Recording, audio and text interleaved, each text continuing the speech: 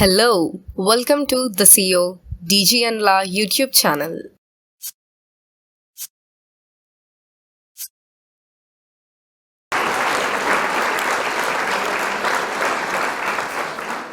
Folktale from Tamilnadu. Chittappas or CHEATS. Paramasivan was a clever boy. His mother and father died when he was a child. His grandmother was very affectionate towards him, and so he started living with her. The old woman, whose eyesight was failing, found him very helpful. Whenever he saw her straining at some chore, Paramasivan would rush to her and say, "Patti, let me do it for you. You may rest till I finish the job." Paramasivan attended the nearby school, which worked only in the morning. By the time he returned, his grandmother would have prepared a meal. The boy enjoyed the food not because of its taste, but he had his Patti to keep company with him. The boy, therefore, took care to see that he did not join the other boys in their games at the end of school, but went straight home as his grandmother would be waiting for him to serve his food. One day, when he came from school, Paramasivan saw two strangers with his grandmother. "Paramu, come and meet your Chittappas." They all sat together to eat the meal the old woman had prepared. The boy noticed the men often whispering to themselves. They stayed with Paramasivan and his grandmother for a day. The next morning, they told the old woman, "If you will allow us, Mommy, we would take Paramu with us. Let him meet his other relatives in the village. We'll send him back after 2 days."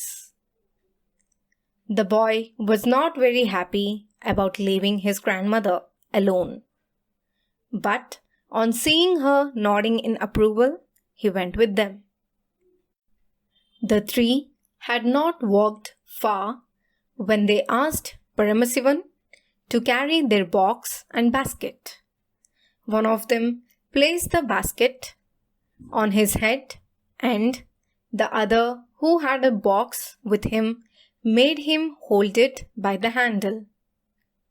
The boy found both the box and the basket quite heavy, but he did not utter a word of protest and managed to walk slowly behind them.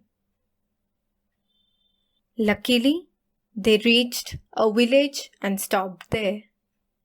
"Is this the village where my relatives live?" the boy asked.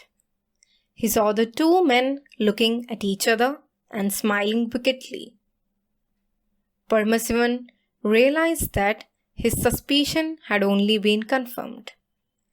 They had all along cheated him and his grandmother by posing as his father's brothers. They replied, "No, that is the next village. You stay here and take care of this basket. We'll go to the market and come back soon." "Yes, Chittappa," said Paramasivan. "Paramu," said one of them as he lifted the box, "don't open the basket. We had captured a rare snake and we are taking it to our village." The two men then left.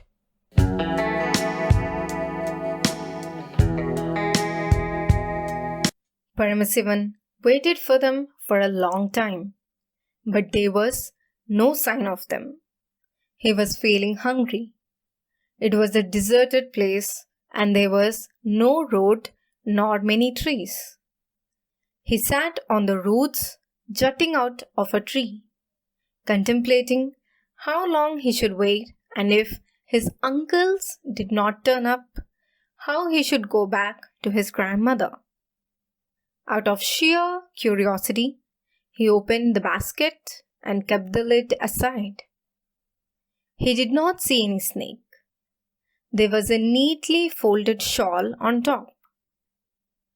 Would the snake be beneath the shawl?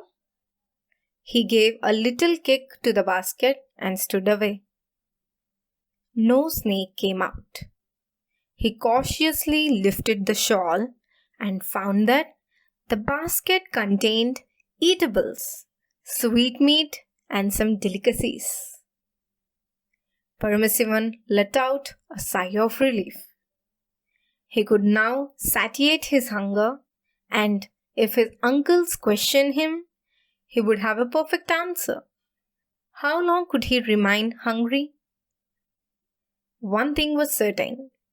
The two men had wanted to cheat him by saying that the bag contained a rare snake. Why did they tell him a lie? He wondered. After helping himself with the delicacies and some of the sweetmeat, he closed the basket and tied it securely, just as it was left to be taken care of by him, and decided to leave the place. He retraced his steps on the pathway, thinking that he would somehow reach his village and go back to his grandmother. As he walked, he came across a river which, he was sure, he and his uncles had not crossed. Now a doubt arose in his mind. Should he cross the river or walk along its bank till he came upon a road? He hoped there would be a bridge up somewhere, so he walked along the bank. Suddenly, he heard footsteps. Two persons approached him from the opposite direction. They looked like guards or soldiers. They stopped on seeing Paramasivan. "Who are you, young man?" asked one of them. He mentioned his name and said, "I belong to a village in Dharmapuri. I was going with my uncles when they left me to attend to some errand. I waited for a long time. They did not come back. So I started back for my village. I'm not sure whether I took the right pathway. We are the king's guards and we are looking for two men who have escaped with his jewels," they explained. "Did you by any chance see two men?" "None other than my uncles," said Paramasivan. "Now that you tell me about two men and the king's jewels, my doubt have only been confirmed." And the boy narrated how the men had introduced themselves as his father's brothers and how they persuaded his grandmother to let them take him along with them. He also told them about the box and the basket and how he felt cheated. "They could be the men we are searching for," the guardman said. "Will you take us to the place where they had left you? They might have by now come back and been waiting for you. Don't worry, we'll take you back to your village." Paramasivan now led the way. He recognized the deserted place where he was left to wait with the basket. Suddenly he halted. He could see at a distance the two men sitting below a tree and eating. The basket and box were by their side. One of their guardsmen said, "Paramasivan, you go to them alone, and while you three talk, we shall come from behind and catch them."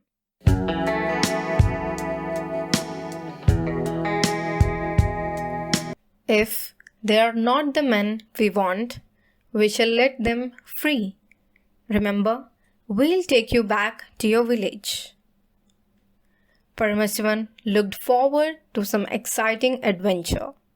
He mustered courage and went forward. He heard one of the men shout, "There, that mischievous boy is coming." Where were you? The other asked angrily, holding him by his shoulders. Chittappa, I waited for you for a long time, and then went in search of you, said Paramasivan innocently. And I was also feeling hungry. We told you not to open the basket. Why did you then open it? I wanted to take a look at the snake. There was no snake, and I saw some delicacies instead, the boy replied. So, what you told me was a lie, he added boldly.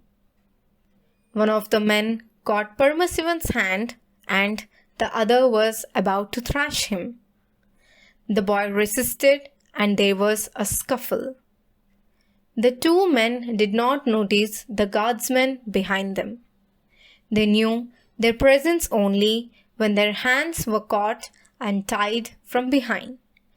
So, you are the ones who escaped with the king's jewels. Where have you hidden them? One of the guardsmen asked angrily. The two men knew their game was up. They confessed, we sold them to a pawnbroker. One of the guardsmen took one of the men to the pawnbroker. The man was made to return the money and collect the jewels. They both then came back and joined the three. The guards, the two men and Paramasivan then marched to the palace, where the king ordered the men to be imprisoned. He complimented Paramasivan for helping the guardsmen to catch the two thieves. The boy was taken back to his village and he told his grandmother all that happened. He shed tears of joy. She hugged the boy. Paramu, I never knew you could be so bold as to tackle two thieves. I'm sorry, I believed them when they told me they were your Chittappas. A few days later, the king sent for Paramasivan and his grandmother and gave them a place in the palace to live. He also appointed tutors for Paramasivan, who realized he did not have to bother about his future.